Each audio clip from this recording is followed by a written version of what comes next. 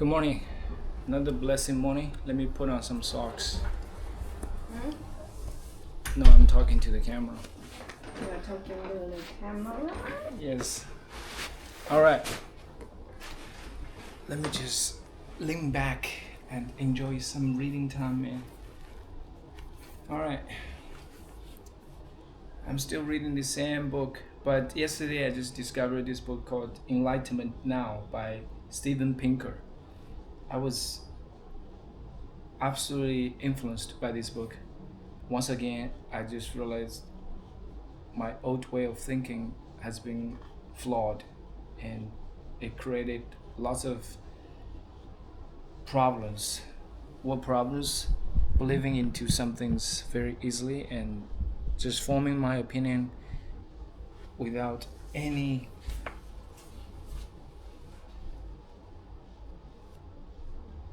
reasoning.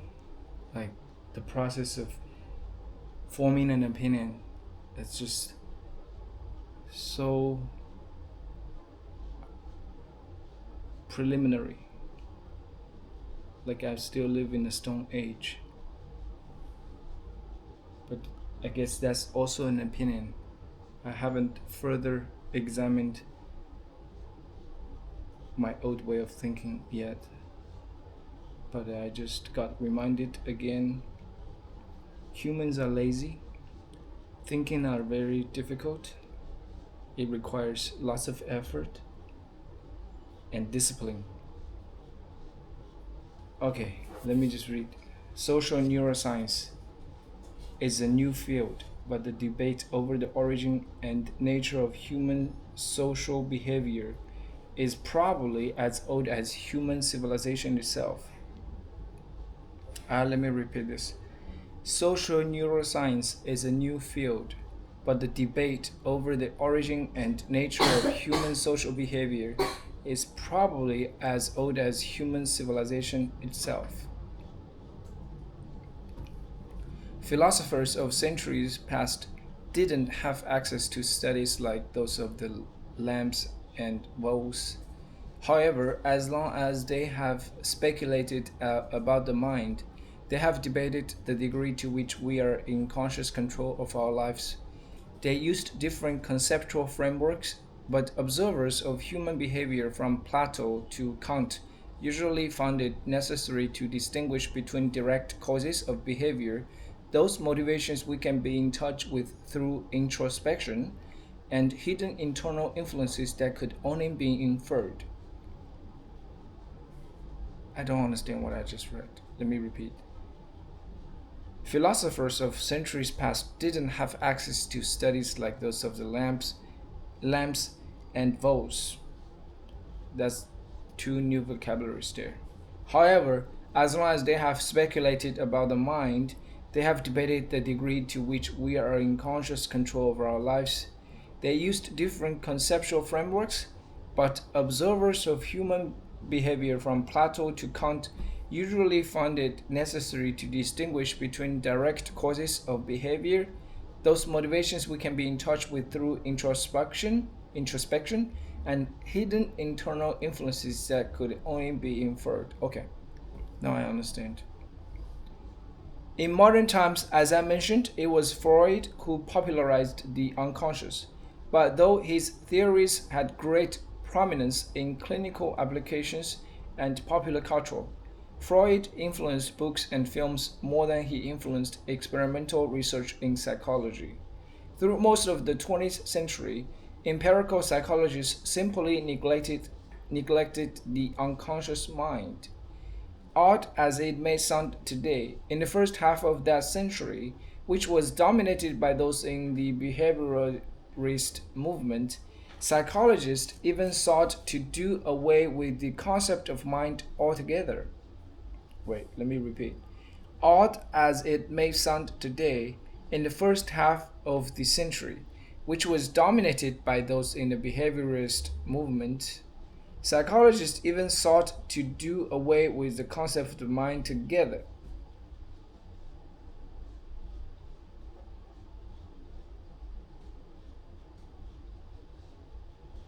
They not only likened the behavior of humans to that of animals, they considered both humans and animals to be merely complex machines that responded to stimuli in predictable ways.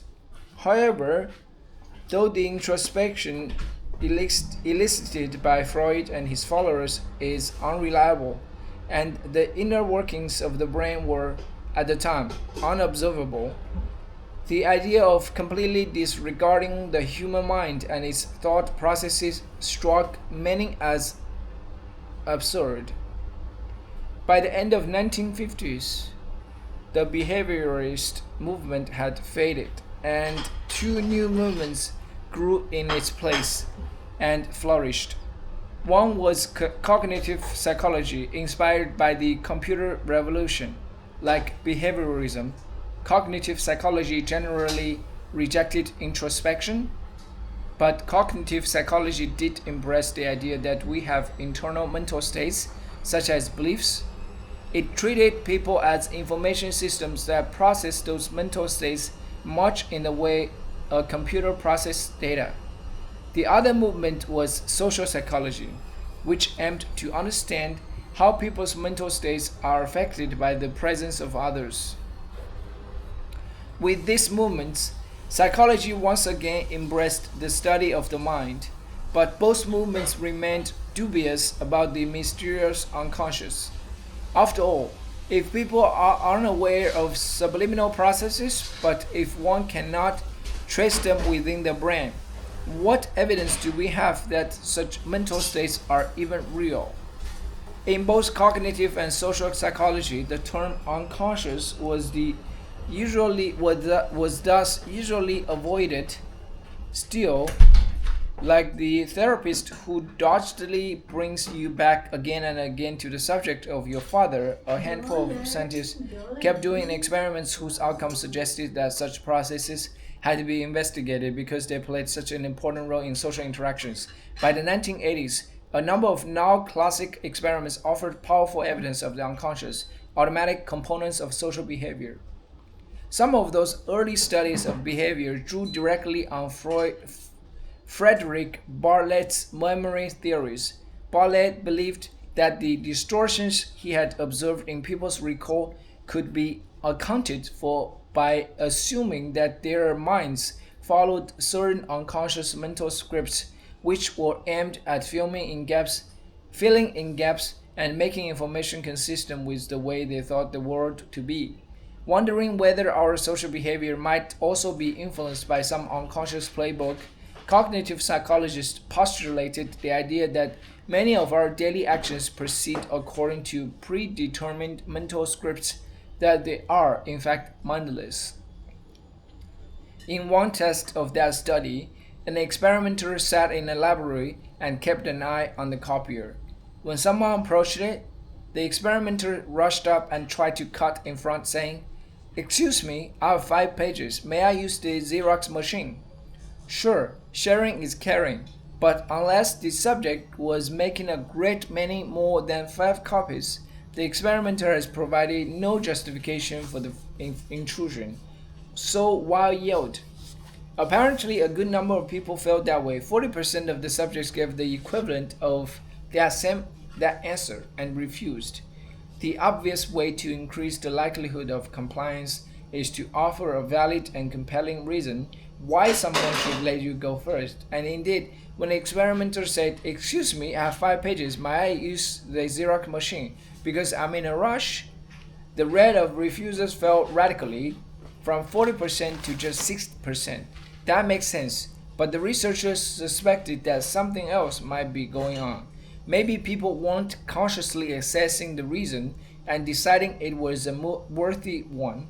Maybe they were mindlessly, automatically following a mental script.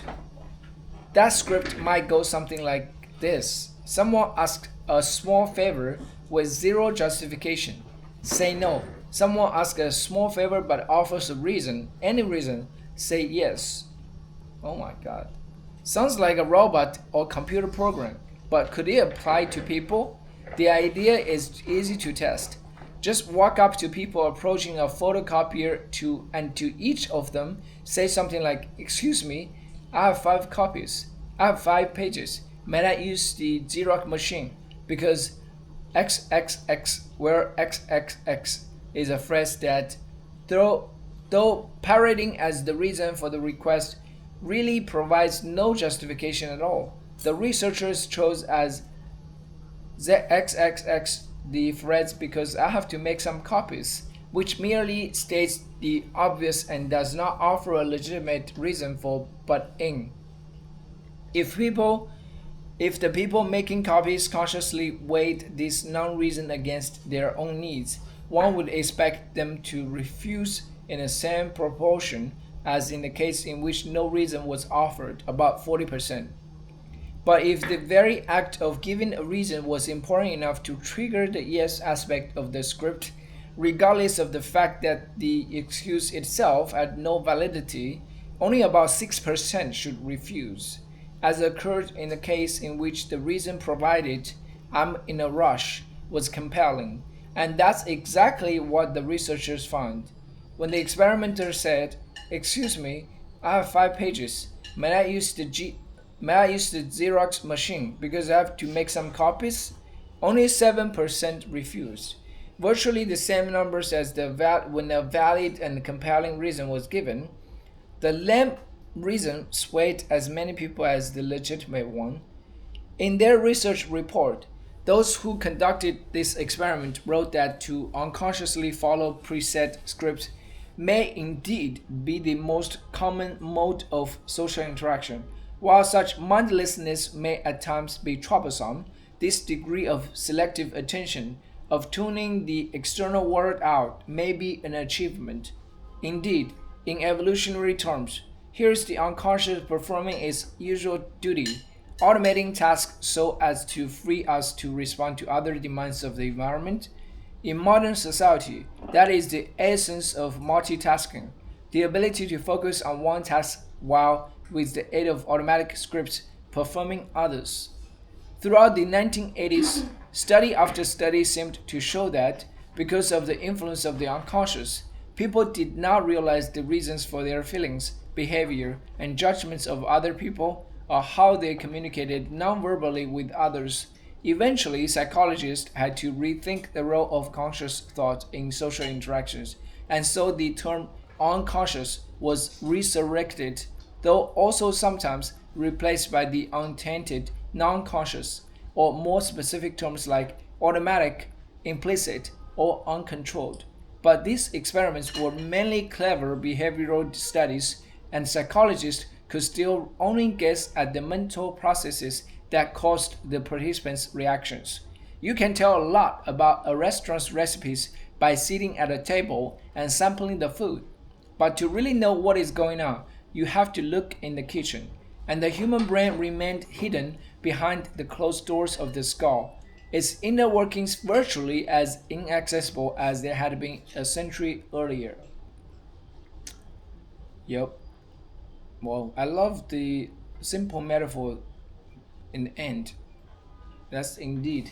We only look at the recipe and the cleanness of the dining area. We just often neglect the kitchen. Nobody would actually walk into kitchen and just take a look. Oh, if this restaurant is clean enough, is sanitary enough, if they prepared the food properly enough. Nobody care about that. They only see if the dining area is the table, if the utensils are properly cleaned, and we just can decide if this is a clean restaurant based on the factors that do not actually matter that much.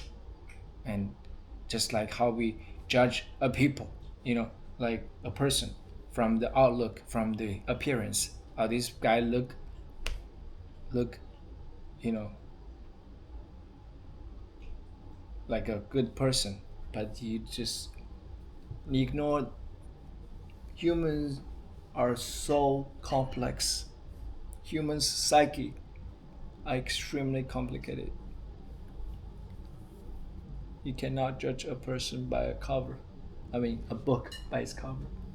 Alright. I didn't expect myself to read for so long, but I couldn't enjoy this more.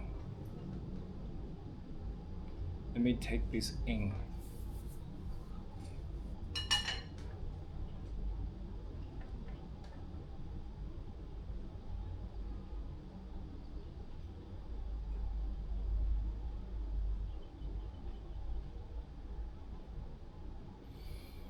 Okay.